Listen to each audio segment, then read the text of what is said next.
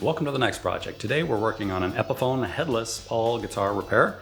This was a brand new guitar. It suffered a bit of an accident in shipping, I guess. And we're going to take a look at the different style breaks that this type of headstock go through. I'm calling this a guillotine style severing.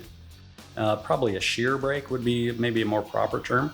But we're going to look at some different style breaks and fractures this type of headstock go through, and look at how I'm going to go about making it better than new as we start the next project.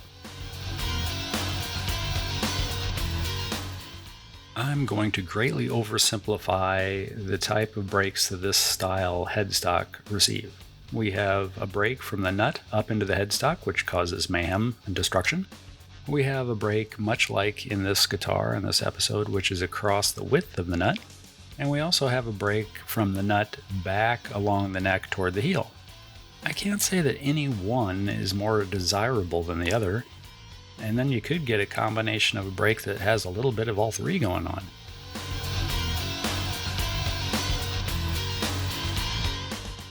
The first problem with this is figuring out how to clamp the headstock back to the neck and get it to hold while you're getting some glue in there. That was a big problem. I tried a lot of different clamping options and nothing really worked too well. And then I realized I do have these big rubber bands that I use for just about everything. And for this particular break, the rubber band ended up being the best option of everything I was trying. What I did is I pulled it pretty tight, clamped the rubber band to the neck, smeared glue on both surfaces. Then I was able to adjust the rubber band to make sure it wasn't pulling up, down, or to the right or to the left, and clean things up a little bit. And I actually put another little clamp out on the end of the headstock to hold the rubber band.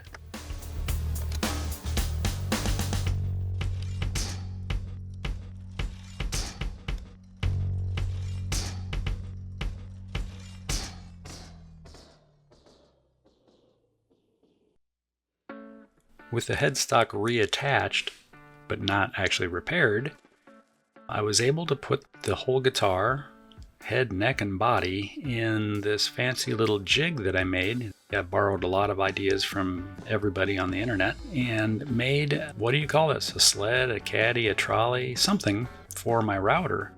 And I used a spiral bit and went to town. I started cutting two separate channels, one on either side of the truss rod, doing shallow passes until I reached the bottom of the fingerboard.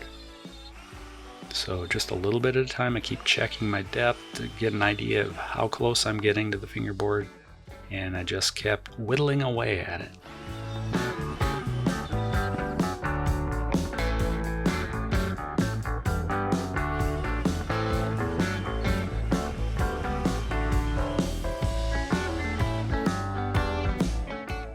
Now we're moving in for a closer look. You can see the bottom of the fingerboard and a locating pin from the factory that they use to get the fingerboard aligned to the neck when they're putting it all together.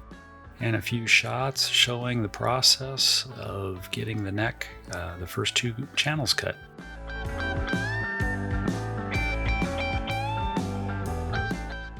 Now with the two channels cut in the back of the neck, I need to determine what the radius of that channel is. I made a bunch of little radius templates, and I was able to put them in and see which one fit the best. And it ended up being this one.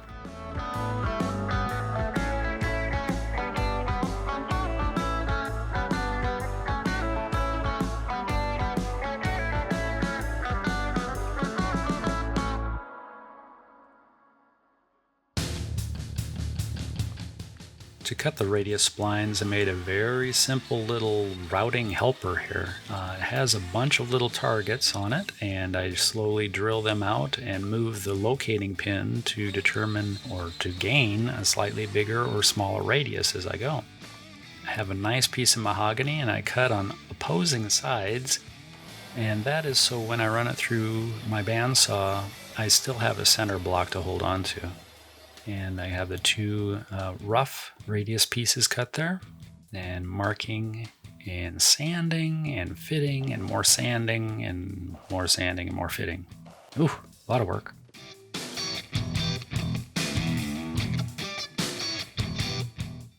Long before it was time to glue anything together, I was giving what glue to use some serious thought.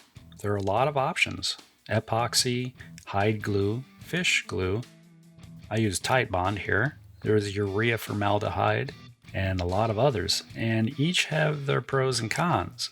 I chose to use Titebond for a couple reasons and chose not to use hide glue for a couple of reasons, but everybody does their own thing.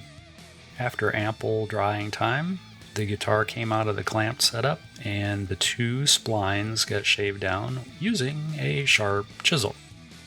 This is all just to get it ready to go back into the fixture for more work.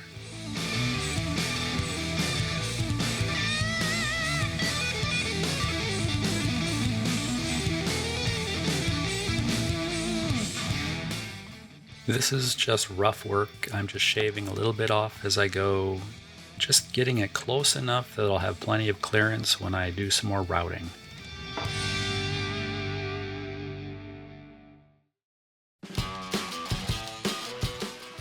Now that we have the actual repair underway, two splines in that are actually holding the headstock on better than the factory wood did, I'm sure, I'm cutting a center spline right over the truss rod and getting it right down to it. And you can see there's some purple showing. That's another piece of straw that I was able to slide in and get over the truss rod. Now I'm cutting outer edge splines that basically run right up to about the first tuner hole. Not going quite all the way to the fingerboard, just a little bit shy. The reason I'm doing so many splines is because this style brake, it's kind of a ragged butt joint glue. I don't think it would be terribly strong. So by adding multiple splines in, I'm getting kind of a finger joint. I'm getting a lot of long grain glue up surface. I'm getting some end grain glue up surface. Just a lot of added strength over about a 6-inch area. The splines were cut to the radius that I determined and then sanded thinner and thinner until they would just fit into the channels, and then they were kind of fine-tuned and trimmed down. A lot of the excess was cut away here. We'll see in just a moment. Here I'm marking it. I just take it to the bandsaw and buzz off just a little bit. So now we're getting closer. Just about time for more glue.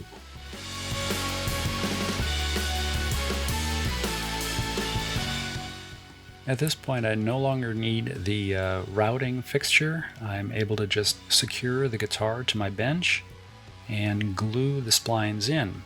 Clamping, once again, is a big question. It's hard to get clamping in every direction you need. And again, the more I use these rubber bands, the more I like them. They squeeze from front to back, side to side, and they form to the shape you're clamping really well. Since the splines are fitting in channels, it's not like they're going anywhere. The neck already had two initial splines in, plus the initial kind of butt joint fracture re-glued. The neck is very stable.